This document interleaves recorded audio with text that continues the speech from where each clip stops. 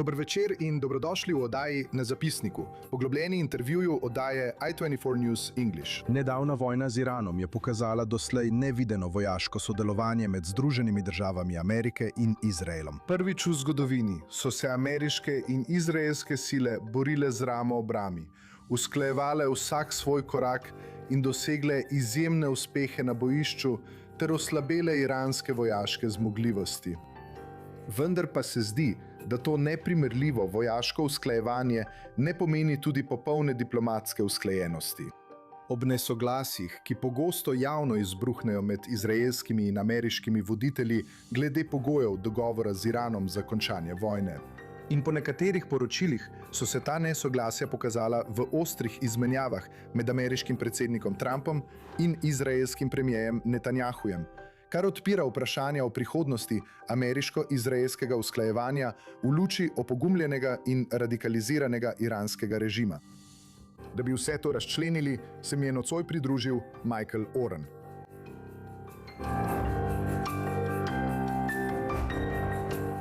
Oren je bil izraelski veleposlanik v Združenih državah med letoma 2009 in 2013.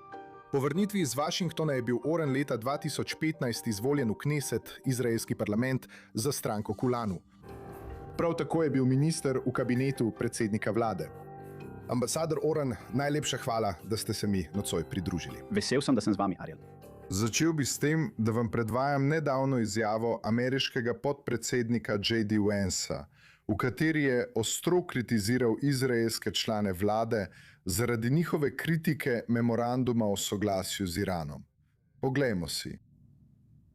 Donald J. Trump je edini voditelj države na svetu, ki je v tem trenutku naklonjen izraelskemu narodu. In po naključju je tudi voditelj svetovne velesile.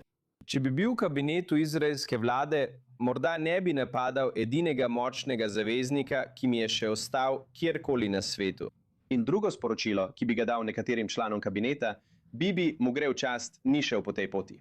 Ampak nekaterim članom kabineta v Izraelu, ki napadajo predsednika Združenih držav Amerike, bi rekel še to. V zadnjih 3 mesecih je 2/3 obrambnega orožja, ki je zaščitilo vašo domovino, izdelalo ameriško ljudstvo in plačali so ga ameriški davkoplačevalci.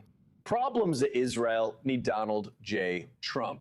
In kdorkoli v Izraelu misli, da je njihov največji problem predsednik Združenih držav Amerike, se mora zbuditi in se soočiti z realnostjo položaja, v kateri je ta država.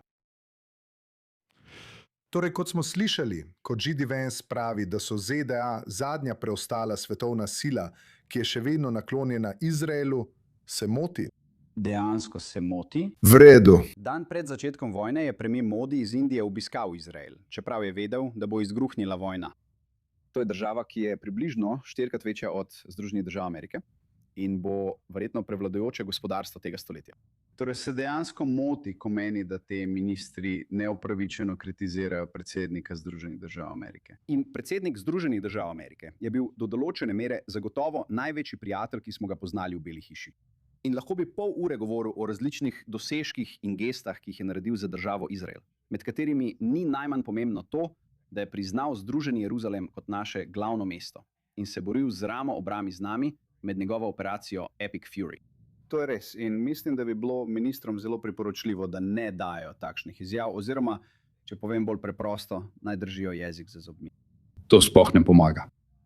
Ampak če je tako, Donald J. Trump ne bo prvi ameriški predsednik, ki ima težave z burno naravo izraelske politike. Rodejo, ker niso Američani in ne razumejo, da medtem ko predsednik izbere svojo vlado in je vsak minister zvest predsedniku Združenih držav, mi tega sistema nimamo. Imamo koalicijski sistem, kjer je vsak minister potencialni tekmec predsedniku vlade in je vedno ter nenehno v volilni kampanji.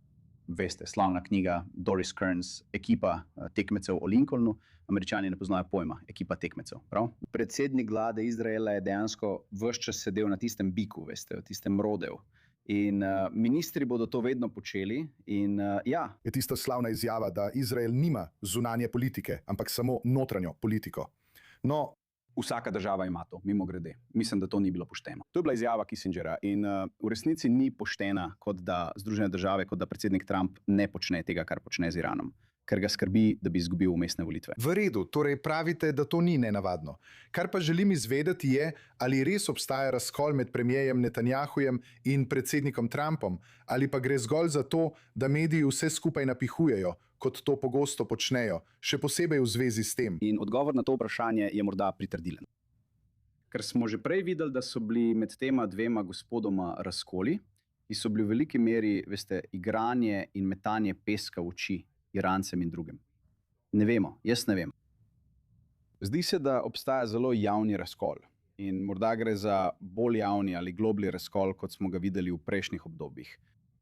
In če pogledate, kaj je dejansko zapisano v memorandumu o soglasju med Združenimi državami in Iranom, je to dokument, pri katerem Izrael domnevno ni bil posvetovan.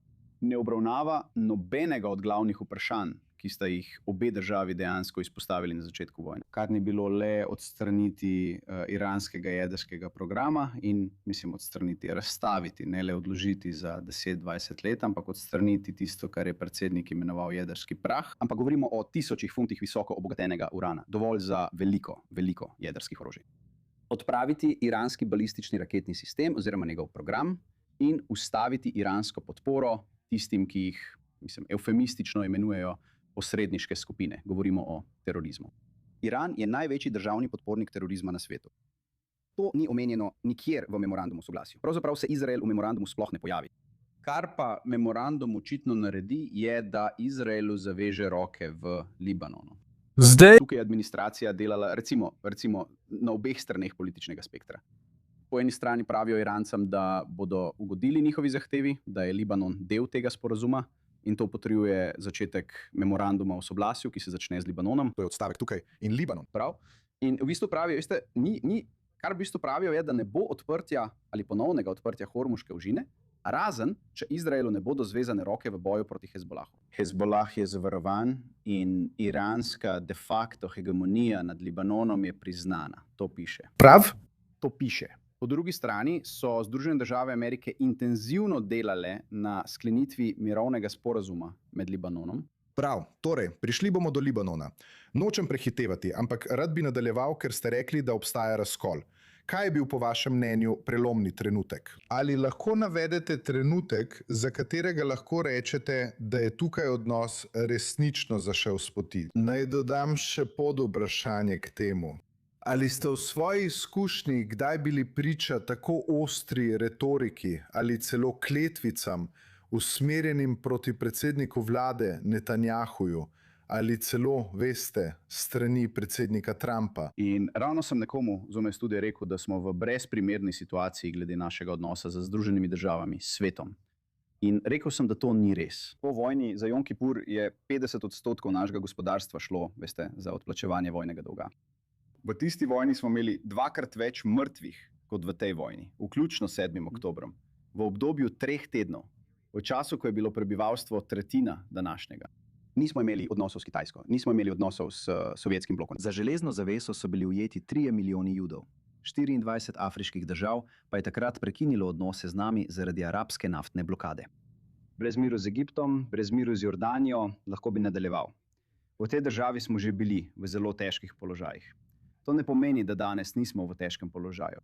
In še bolj bom poudaril, pa še vedno odgovarjamo povsem na tvoje vprašanje. Opravičujem se, Ariel, ampak to je prvič v naši zgodovini, da v Združenih državah nimamo nobene možnosti ukrepanja.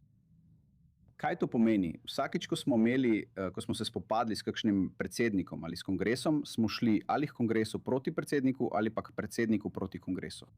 Tega ne moremo več storiti, ker nihče ne bo stopil na našo stran ali pa zelo malo predstavnikov ali senatorjev bo stopilo na našo stran proti Donaldu Trumpu. In ne moremo iti demokratom.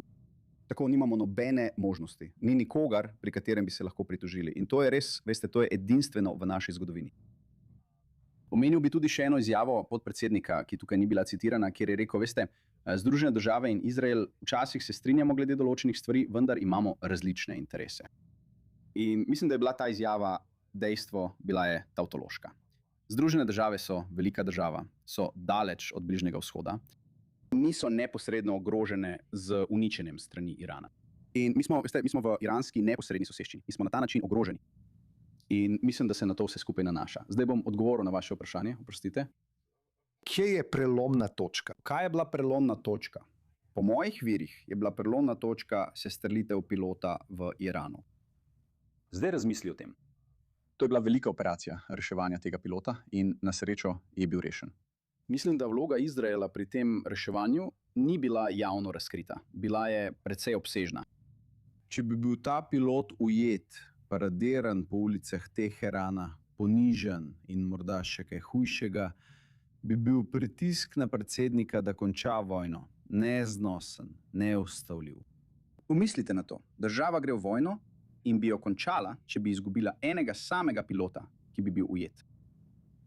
Tako smo vedno delovali na zelo, zelo tanki niti v tej vojni s predsednikom. In narejenih je bilo veliko napak. Med drugim tudi ta, da vlada nikoli ni ustrezno upravičila te vojne ameriški javnosti. Mimogrede, šlo je za zelo enostaven primer. Jaz sem javno izjavil, da je bil to zanesljiv primer, ker so Združene države, ker je Iran. Iran ni storil le enega vojnega dejanja proti Združenim državam, ampak dobesedno tisoče vojnih dejanj proti Združenim državam od leta 1979. In ko ljudje pravijo, da je bila vojna nezakonita, se moram popraskati po glavi. Ampak kje se sestrelitev pilota ustvari razkol med takrat se je predsednik umikal? Hotel je fen. Kot posledica tega incidenta, Mislim, da je to pokazalo. Pokazalo je, kako krhka je bila meja. In bili smo za to. Vsem smo bili za to. In tudi danes bi bili za to. Če bi danes obnovil vojno, bi jo popolnoma podprli. Američani tega ne bi podprli, Izraelci pa bi jo v veliki večini podprli. In tako je prišlo do razhajanja interesov. Ne vem, ali je predsednik mislil, da bo to operacija podobna Madurojevi operaciji v Venezueli, da bo to hitra rešitev. In veste, morda so bili nekateri ljudje, ki so Netanjahuju očitali to trditev. In spet, tega ne moremo potrditi. V New York Timesu se je pojavila zgodba, da sta Netanjahu in Mossad prepričala Trumpa, da je to lahka operacija, da bo iranski režim hitro padel. Tega ne vemo. Sem dovolj dolgo v politiki, diplomaciji in zgodovini, da vem, da na podlagi enega članka v New York Timesu ne gradiš cele teorije. ko že govorimo o člankih, vam želim prebrati nekaj, kar ste napisali v nedavnem komentarju z naslovom Izrael nima druge izbire, kot da tvega odprt konflikt s Trumpom. In v tem komentarju ste zapisali: Vsakič, ko je Izrael kljuboval Beli hiši in šel v vojno, smo si prislužili spoštovanje Amerike. Vsakič, ko smo popustili pritiskom in pokazali zadržanost, smo si prislužili prezir Amerike. In kasneje pravite, da mora Izrael pokazati, da ni ameriški vazal niti 51. zvezna država ZDA, temveč suverena država z neomajno dolžnostjo braniti svoje ozemlje in svoje državljane. Na koncu, če nas zgodovina česa uči, nas bo Trump zaradi tega spoštoval. Kaj torej pomeni kljubovati Beli hiši, napasti Iran brez ameriškega odobritve, zelene luči ali usklajevanja? Kaj pomeni, ko rečete, da kljubujete ali tvegate odprt konflikt s Trumpom? Kaj to pomeni? No, Če želite, da grem vso zgodovino skozi, ampak to, kar sem tam napisal, je dejansko resnično. Šli smo v vojno leta 1948, 1956, 1967. Proti željam Združenih držav Amerike. In leta 1991, med prvo zalivsko vojno, smo popustili ameriškemu pritisku in nismo šli v vojno. In med številnimi operacijami, ki smo jih imeli proti Hezbolahu, zagotovo pa tudi proti Hamasu, so nam Združene države vedno rekle, naj prenehamo. Amerika nam je naročila, naj ustavimo vsako vojno in vsako operacijo, ki smo imeli od leta 1956 naprej. In vsakič, ko smo popustili temu pritisku, smo bili deležni preziranja. Vsakič, ko smo se uprli, smo dobili spoštovanje. Vojna leta 1967 je klasičen primer. Predsednik Johnson si je zelo odločno želel, da ne gremo v vojno. In postal je največji prijatelj Izraela 7. dan te vojne. torej, zdaj leta 2026, kaj pomeni upreti se Beli hiši? Mislim, Bela hiša pravi, če bo Hezbolah še naprej delal severni del te države neprimernega za življenje, in bodimo pošteni glede tega. Ne vem, če imaš otroke, ampak če, Ariel. Imam 2 majhna otroka, v redu. Bi se danes preselil v Matulo? Ne. V redu. Torej, s tem zaključujem. Severni del te države je neprimeren za bivanje. To ni strateška grožnja, to je eksistenčna grožnja za to državo. Če izgubimo sever, smo končali. In Hezbolah bo to vedel, ker lahko rakete Hezbolaha dosežejo daleč preko severne Galileje. Dosežejo lahko Ašdod, Aškelon. In oni si bodo to zapomnili. Torej, je to eksistenčna grožnja. Torej, nimamo nobenega manevrskega prostora. Nimamo druge izbire, kot da branimo sever. Zdaj pa, po memorandumu o soglasju, bo to zagotovo povzročilo soočenje s Trumpovo administracijo. In ga je. Mislim, spet po poročilih, naj bi predsednik uporabil različne kletvice, ko je kričal na Netanjahuja, ker je nadaljeval z bombardiranjem Dahije, Hezbolahovega poveljstva v Bejrutu. Nimaš izbire. To ni samo politično preživetje za Netanjahuja. In če tega ne stori, bo zagotovo izgubil volitve. Ampak gre za preživetje te države. Tako da, ja, moramo se postaviti zase. In mislim, da bomo na koncu dneva, če se postavimo zase in ne popustimo takšnemu pritisku, zaradi tega dobili več spoštovanja, kot pa manj. Ali to pomeni bombardirati Iran, kadar Izrael meni, da je to primerno, ne glede na stališče Washingtona? Mislim, da si, oprosti, ker to rečem, malo mlad. Morda se ne spomniš filmov o umazanem Harryju s Clintom Eastwoodom iz 70-ih let. Vem zanje. Imel je slavno izjavo, rekel je recimo Zlikovcu, rekel je, kar naprej potegni za sprožilec. Polepšaj mi dan. Polepšaj mi dan. In to rečem Irancem. Pozdravljeni vsi. Če bo Hezbollah še naprej streljeval rakete, pošiljal dronove z optičnimi kabli nad Galilejo, ne bomo poslali svojih vojakov čez Galilejo. Nimamo druge možnosti, kot da odgovorimo odločno. Če bo Iran na to izstrelil rakete na nas, bo to naša priložnost, da naredimo stvari, ki jih med vojno nismo storili. V redu? Torej, to zveni dovolj odločno. V redu. Ja, točno tako.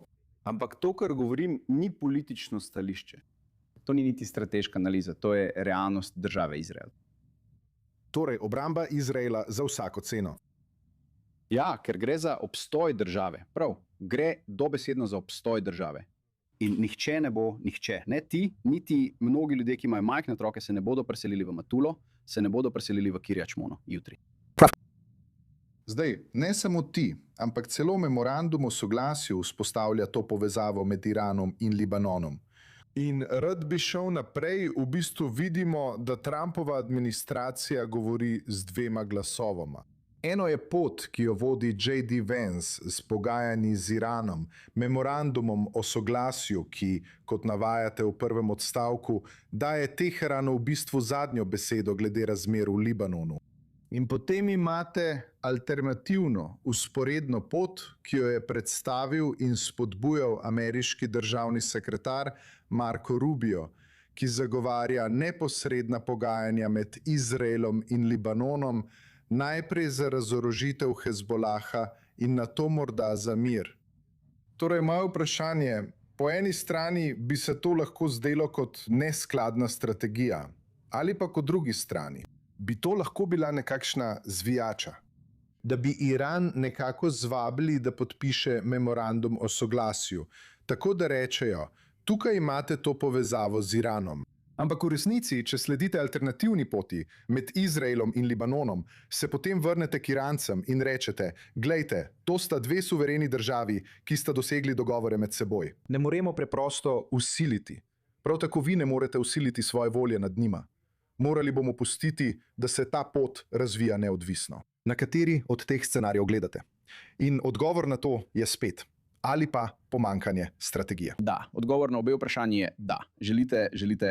Želite eno ali drugo. Pravzaprav gre za oboje. In to je klasično. Obstaja strategija in obstaja tista prava strategija. To je klasično. To je klasično Donald Trump. To je klasično. Zaradi tega so vsi povsem iz tira, nihče ne ve, kam meri. Ali podpira pot J.D. Vansa, ali podpira pot Marca Rubija. In vsi so zmedeni. In veste, v tem je določena prednost. Mislim, da je bila moja kritika izraelske obrambne politike dolga leta ta, da smo postali povsem preveč predvidljivi. In Donald Trump je bil tipično nepredvidljiv. Bredo. Mi v Izraelu se moramo pripraviti na vsak scenarij. To je naša suverena odgovornost. Ali veste, scenarij, v katerem Združene države in Iran dejansko skleneta sporazum na podlagi memoranduma o soglasju, je zelo malo verjeten. Vendar se moramo pripraviti tudi na ta scenarij, v katerem bo Iran dobil desetine in desetine milijard dolarjev. In veste, kam bo ta denar šel. In jedrski program bo morda nekoliko odložen. Ne vemo. Toda drugi vidiki, ki smo jih želeli doseči v tej vojni, balistične rakete, podpora terorizmu, ne bodo obravnavani. In morali se bomo pripraviti na naslednjo vojno z Iranom. Prav? To je en način, kako to narediti. Drugi način je, da administracija poskuša to zavleči preko novembrskega roka vmesnih volitev. In potem bo predsednik bolj svoboden, njegove roke bodo proste za sklenitev sporazuma. Ne mislim, da so Iranci tako neumni, da bi čakali, da se to zgodi. Izvali bodo spor z Donaldom Trumpom pred tem, da bi se cene goriva v Združenih državah ponovno zvišale in dali demokratom večjo možnost za zmago na teh vmesnih volitvah ali boljšo priložnost. Ne vemo. To je tisto, kar vemo. Prav? Vemo, da ta dogovor z Libanonom priznava prisotnost IDF na južnem delu države, ne zahteva umika. Priznava priznano kot takšno. Krol ni niti med najboljšimi. Ja, To je res odlično. Ne, to je izjemen dosežek in priznava, da imamo pravico in dolžnost, da se branimo pred Hezbolahom, ter poziva, veste, upajmo, da bo pozval k razorožitvi Hezbolaha. Vse to je dobro, ampak na koncu dneva vodi pot v Bejrut skozi Teheran, Islamabad in Doho. Ker za Libanon nikoli ni prave rešitve, razen če nekako ne rešite iranske grožnje. Ker Združene države ne bodo poslale vojakov v Libanon, da bi uveljavile razorožitev Hezbolaha. Izrael tega ne bo storil, sem že tako star. Bil sem v bitki za Bejrut leta 1982. Trdil sem, da sem bil prvi vojak, ki je vstopil v Bejrut leta 1982. Kaj ta mesto tam spodaj sploh počne? In za nas se ni šlo najbolje. Torej, ne bomo ponovno okupirali celotnega Libanona. In libanonska država ter libanonska vojska trenutno nista sposobni razorožiti Hezbolaha. Na papirju to izgleda dobro. Dobro je, da imamo priznanje naše prisotnosti v Južnem Libanonu, vendar se bo boj nadaljeval. Torej, to je glede Irana in Libanona. Preden nadaljujem na naslednji del, bi rad le kratek odgovor, če lahko. Kaj mora Izrael zdaj storiti, da ne bi še dodatno pokvaril odnosov z Združenimi državami? Veste, v hebrejščini obstaja izraz pija haham ali pija codek. Bodi pameten, ne imej prav. Kaj je torej pametna poteza za Izrael v tem trenutku, glede njegovih odnosov z Združenimi državami? Ti administratorji morajo preprosto, veste, dati pokrov na to. Dati pokrov na to in videti, kako se bo razpletlo. Jaz bi spet dal zelo, zelo majhno verjetnost, da bo iz tega memoranduma o soglasju karkoli nastalo. In veste, mislim, da sta včeraj gospod Witkoff in Jared Kushner prišla v Doho, da bi se srečala z Iranci, pa se Iranci niso hoteli srečati z njima. V redu, vse to je dobro za državo Izrael. Je. Ampak tega ne bi smeli reči. Samo veste, ohranimo to zase in še naprej uveljavljajmo svojo suverenost ter svojo dolžnost na severu. Zaščitimo sever, kolikor najbolje lahko in se pripravimo na naslednji krog. Naše upanje je bilo konec februarja, v začetku marca, da bo prišlo do temeljite spremembe v izraelski tradiciji. Potek, ki je, veste, da prehajamo iz vojne v vojno. Včasih prepričamo sovražnika, da sklene mir z nami, včasih pa ne. In vmes razvijemo eno najbolj razvitih držav na svetu, eno najbolj razvitih narodnih držav na svetu. To je bila naša stvar. Mislil sem, da se bodo morda stvari spremenile in da bomo res imeli nekakšen regionalni mir. Izrael, Libanon, Izrael, Sirija, Izrael, Saudska Arabija, morda celo Izrael, Iran. In obnovljena Pax Americana, ki bi segala od vzhodnega Sredozemlja do obal Gangesa. Resnično, to je bila vizija. V redu, tega ne bomo imeli. Morda se bomo vrnili k stari tradiciji košnje trate, vendar se moramo na to pripraviti. In na to se moramo pripraviti tudi v situaciji, ko se nam Združene države morda ne bodo pridružile in verjetno se ne bodo. In kot sem že prej rekel, nimamo možnosti, da bi se obrnili na Združene države. Zato moramo razpršiti naš portfelj zunanje politike, Indija. Doseči moramo čim večjo neodvisnost pri strelivu. In ne smemo biti odvisni od nobene države. Moramo se odvaditi ameriške vojaške pomoči, za kar se že dolgo zavzemam, že vrsto let. Tako imamo pred seboj veliko dela, da se pripravimo na naslednji krog. V redu, ne bomo sedeli križem rok in se bomo pripravili. Rad bi prešel na zadnji del oddaje, to je segment hitrih vprašanj. Pokazal vam bom 3 slike in vi mi povejte prvo stvar, ki vam pride na misel. Torej, to je prva slika. Ameriški državni sekretar Marco Rubio. Odličen človek, veliko sem sodeloval z njim, mislim, da je primeren za predsednika. In mislim, da bo imel izjemno veliko podpore, tako znotraj republikanske stranke, kot zagotovo tudi pri ameriški judovski skupnosti. In on je latinskoameriškega rodu, lahko bi postal prvi predsednik ZDA latinskoameriškega rodu. V redu, do tega je še nekaj časa. Zanimivo. Pojdimo naprej na naslednjo sliko. To je emir Katarja, šejk Tamim bin Hamad Al Thani. Enkrat bo moral Katar doživeti svojo kazen. Da igra na obe strani, veste, kot posrednik, kot tisti, ki predsedniku Trumpu podarja zelo velika letala. Po drugi strani pa je pomemben podpornik terorizma. To je država, ki je porabila desetine milijard dolarjev za hujskanje Združenih držav proti Izraelu in mladih Američanov proti Združenim državam. In to je saudski prestolonasednik Mohamed bin Salman. Veste, lahko rečem, bil sem nekako razočaran. Veste, na predvečer vojne, to je bilo 1. oktobra 2023. Možnosti za mirovni sporazum med Saudsko Arabijo in Izraelom so bile precej realne. Rekel je za Fox News, vsak dan smo bližje. In vem iz svojih lastnih stikov v Washingtonu, da je bilo to zelo resnično. Mislili so, da bi lahko vsak trenutek podpisali ta sporazum. Bilo je vprašanje razprave o poti do palestinske države in vedno sem bil za to, da sprejmemo tisto, kar imenujemo P beseda. Pot je nekaj s peskom, ni nujno, da kamorkoli vodi. Niso neumni, vedo, da bi palestinska država pod Hamasom uničila polovico zaliva. In bili so pripravljeni skleniti ta dogovor. In potem je prišel 7. oktober, Abrahamovi sporazumi so bili utrjeni za vero v ameriško moč in ameriško odločnost ter pripravljenost projicirati to moč. Mislim, da zdaj obstajajo resni dvomi o pripravljenosti Amerike, da dolgoročno projicira svojo moč. In mislim, da trenutno ni veliko možnosti, da bi se Savdici pridružili tem sporazumom. Pravzaprav bi bil zelo presenečen, če se Savdici zdaj ne bi postavili v vrsto za sklenitev miru z Iranom.